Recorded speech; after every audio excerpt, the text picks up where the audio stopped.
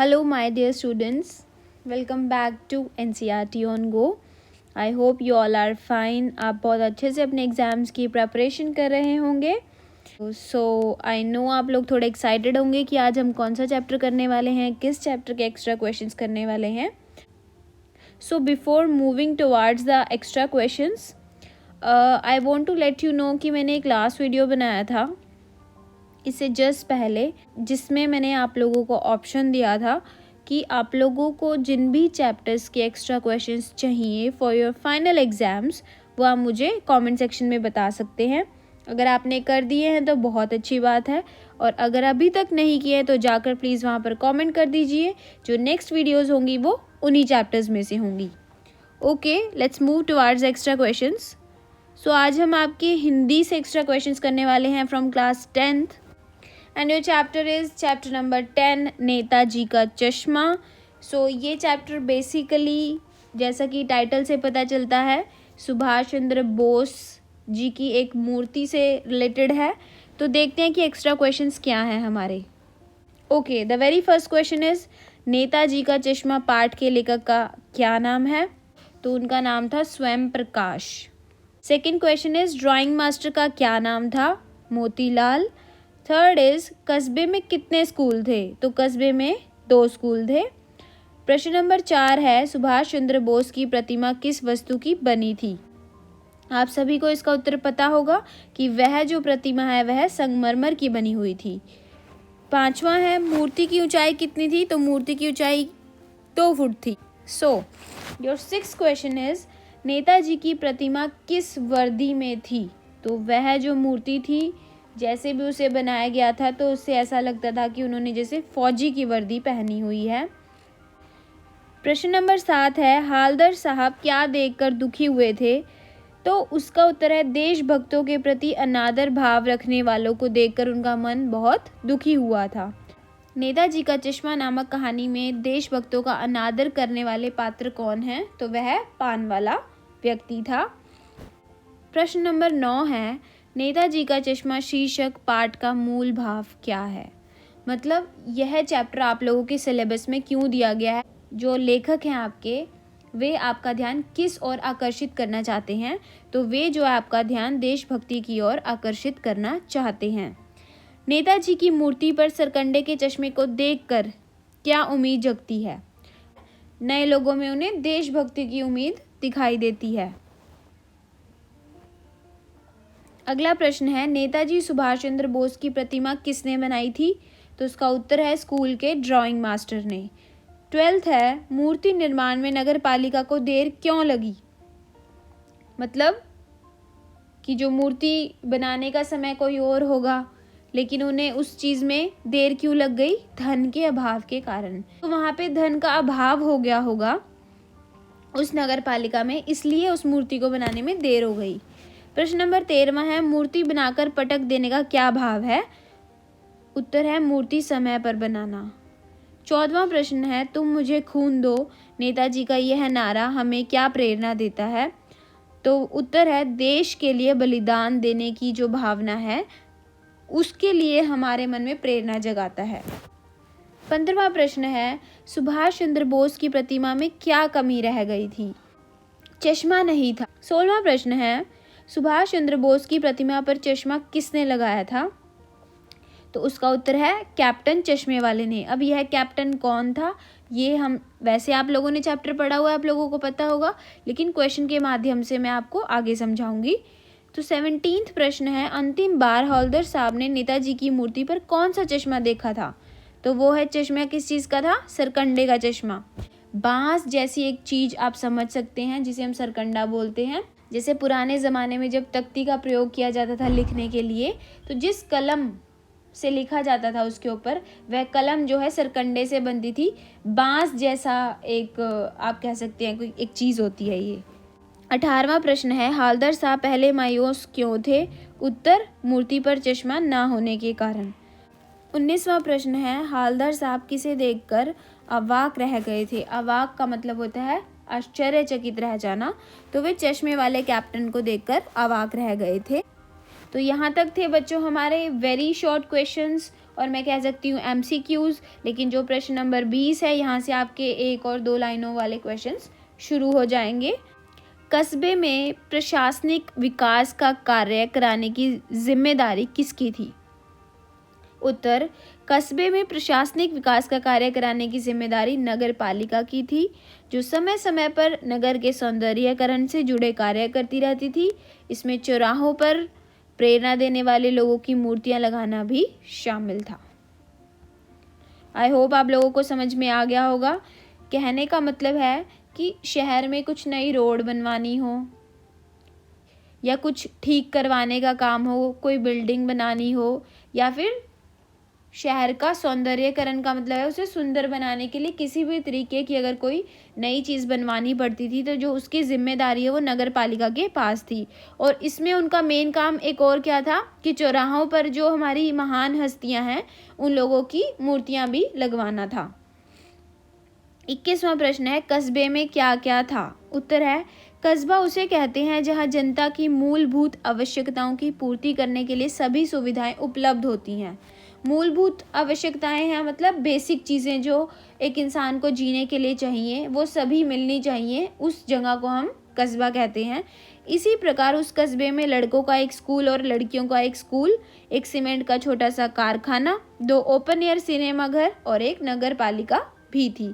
अब जिस कस्बे के बारे में ये पूरा चैप्टर लिखा गया है, उस कस्बे में क्या क्या चीज़ें थी ये क्वेश्चन में पूछा गया था और वो हमने बता दिया। 22वां प्रश्न है, हौलदार साहब एक भावुक देश प्रेमी इंसान हैं, उदाहरण देकर सिद्ध कीजिए। उत्तर, हौलदार साहब के मन में देशभक्तों के लिए बहुत सम्मान था। वे कस्बे में लगी नेताजी की मूर्ति पर चश्मा लगाने वाले कैप्टन नाम के साधारण व्यक्ति की देशभक्ति की भावना के प्रति श्रद्धा भाव रखते थे। वे देशभक्तों का मजाक उड़ाने वालों की आलोचना से दुखी भी होते थे। देशभक्तों के प्रति सम्मान की भावना होने के कारण ही वह नेताजी की मूर्ति को देखकर अटेंशन की मुद्रा में खड़े हो जाते थे। इससे पता चलता है कि हौलदार साहब एक भावुक देश प्रेमी इंसान थे। मतलब उनके मन में जो है वो देशभक्ति बहुत कूट कूट कर भरी हुई थी। तो इन 3-4 चीज़ों से हमें पता चलता है कि हाँ, वे बहुत ही ज़्यादा भावुक देश प्रेमी इंसान थे। 23वां प्रश्न है, नेताजी की प्रतिमा की आंखों पर कैसा चश्मा लगा था? प्रतिमा वाले पत्थर का चश्मा ना लगा होने के संभावित कारणों पर पठित पाठ के आधार पर प्रकाश डालिए। अब हमें पता है कि वह मूर्ति तो संगमरमर की थी, परंतु उसके ऊपर जो चश्मा है वह संगमरमर का नहीं था। वह किसका था? वह कांच का चश्मा लगा होता था। तो अब वो पूछ रहा है कि संभावित का मतलब क्या क्या रीजंस हो सकते हैं कि उन्होंने उसके ऊपर संगमरमर का चश्मा नहीं लगाया। अच्छी मूर्ति की लागत अनुमानित बजट से ज़्यादा होना। अब जितना उनका बजट था उतने में वो उतना ही बन पाया, चश्मा नहीं बन पाया। तीसरा है शासनावधि का समाप्त होना। चौथा है स्थानीय स्कूल मास्टर को ही मूर्ति बनाने का काम सौंपना और 1 महीने में ही मूर्ति बनाने का विश्वास दिलाना। 5वां है जल्दबाजी में मास्टर द्वारा चश्मा ना बनाने की भूल करना। तो इन 5 में से कोई भी रीज़न हो सकता है कि जिसके कारण उनकी आंखों पर संगमरमर की जगह कांच का चश्मा होता था। 24वां प्रश्न है, हौलदार साहब को मूर्ति में कौन सी कमी खटकती थी? हौलदार साहब को नेताजी की मूर्ति में चश्मा ना होने की कमी खटकती थी। हालांकि इस चश्मे को कैप्टन द्वारा असली फ्रेम लगाकर पूरा किया जाता था, पर चूंकि मूर्ति संगमरमर की थी तो चश्मा भी संगमरमर का ही होना चाहिए। तो ये जो बात है यह हौलदार साहब को बहुत ज़्यादा खटकती थी। 25वां प्रश्न है, नगर पालिका ने नेताजी की मूर्ति चौराहे पर लगवाने की हड़बड़ाहट क्यों दिखाई थी? अब जैसा कि हमें पता चलता है कि मूर्ति संगमरमर की थी, चश्मा उन्होंने लगाए, तो कहीं ना कहीं जल्दबाजी में वो मूर्ति बनाई गई होगी। तो अब उन्होंने ये जल्दबाजी क्यों दिखाई थी? मूर्ति को देखकर ऐसा लगता था कि नगर पालिका को देश के अच्छे मूर्तिकारों की जानकारी नहीं होगी और अच्छी मूर्ति बजट से ज़्यादा की होने के कारण काफ़ी समय प्रशासनिक प्रचार में लग गया। साथ ही प्रशासनिक अधिकारी के शासन अवधि समाप्त होने में बहुत कम समय शेष था, इसलिए नज़दीकी हाई स्कूल के ड्राइंग मास्टर को मूर्ति बनाने का काम सौंपा गया। प्रशासनिक अधिकारियों की हड़बड़ाहट का अंदेशा मूर्ति देखकर लगाया जा सकता है। जो नगर पालिका थी उन्होंने जितना सोचा था कि हाँ मान लो 20,000 रुपये लगेंगे उस मूर्ति को बनाने में, बट कहीं ज़्यादा पैसे बैठते थे खर्चे के हिसाब से उस मूर्ति को बनाने में। और इसके अलावा उन्हें किसी अच्छे जो है मूर्तिकार की जानकारी भी नहीं थी। और तीसरा हम क्या कह सकते हैं कि उनका जो शासनावधि है वो मतलब उनका जो वहाँ पे रहने का पीरियड था, जितना समय उन्होंने काम करना था वो ख़त्म होने वाला था। तो इन चीज़ों के कारण जो उन्होंने काफ़ी ज़्यादा जल्दबाजी की उसको बनाने के लिए, और उन्होंने नज़दीकी हाई स्कूल के ड्राइंग मास्टर को ही मूर्ति बनाने का काम सौंप दिया। मतलब उन्होंने परफेक्शन के ऊपर ध्यान नहीं दिया कि हाँ बस हमने मूर्ति बनवाने का अगर सोचा है तो जैसे तैसे वो काम पूरा करवा दो, चाहे मूर्ति कैसी ही बने। प्रश्न नंबर 26, कैप्टर कौन था, उसका व्यक्तित्व नाम के विपरीत कैसा था। अब कैप्टन नाम सुनकर उनके मन में एक कैसी इमेज क्रिएट हुई कि एक लंबा चौड़ा बलवान सा व्यक्ति होगा जो कहीं ना कहीं सिपाही रह चुका होगा या फौजी रह चुका होगा। लेकिन जब उन्होंने उसे एक्चुअल में देखा तो उसका जो व्यक्तित्व था वह उसके नाम से विपरीत था। वो कैसे? कैप्टन फेरी लगाकर चश्मे बेचने वाला एक मरियल और लंगड़ा सा व्यक्ति था जो हाथ में संदूकची और एक बांस में चश्मे के फ्रेम टांगे घूमा करता था। कैप्टन नाम से लगता था कि वह फौजी या किसी सिपाही जैसा शारीरिक रूप से मजबूत रौबीले चेहरे वाला बलिष्ठ व्यक्ति होगा, पर ऐसा कुछ भी न था। बलिष्ठ का मतलब बलवान।